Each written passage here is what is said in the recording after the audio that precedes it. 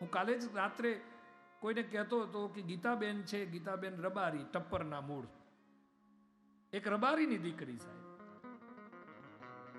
મેં કોઈને પૂછ્યું કે એના પરિવારમાં કોઈ ભજન કરતું ગાતું, મને કોઈ કીધું કે નહીં બાપુ એના પરિવારમાં તો કોઈ ગાતું જ નહોતું.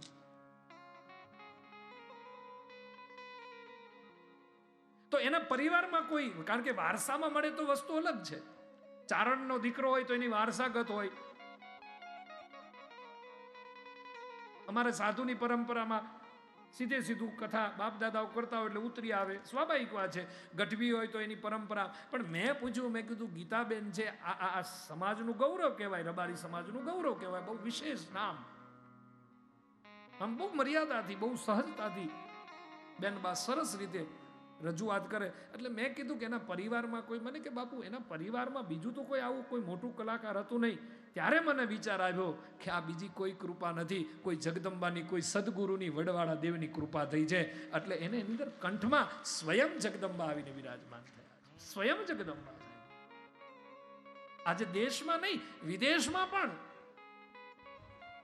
આ બેનબા ગીતાબેન દેશ વિદેશમાં પોતાની કળા, જગદંબાની કળા પીરસી રહ્યા છે.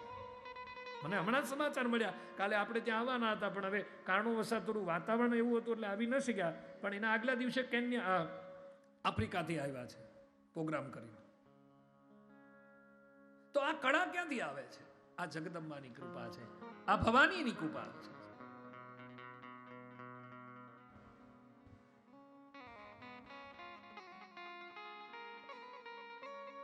હમણાં તો બહુ સારું ગીતાબેન, બહુ સારું.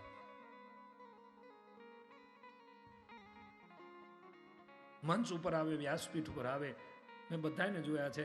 પણ હું એના માટે એટલા માટે પ્રસન્ન છું એમની ઉપર, કારણ કે મંચ ઉપર આવે ત્યારે એને હજુ એના પોશાકની કે એને રબારી સમાજની મર્યાદા છોડી નથી, માટે એને વંદન કરું છું.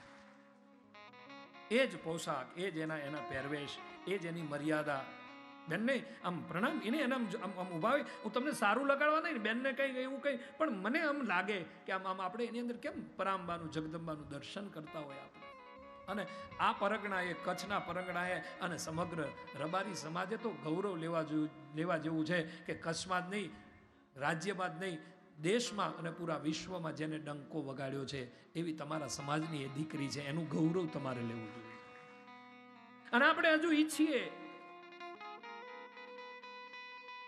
કે આપણને એક ગીતાબેન મળ્યા છે, હજુ આ જ સમાજમાંથી આવા અનેક પ્રકારની કળાવાળી દીકરીઓ આપણને સમાજને પ્રાપ્ત થાય, દેશને પ્રાપ્ત થાય અને સમગ્ર દેશમાં એની કળા પીરસતી રહે.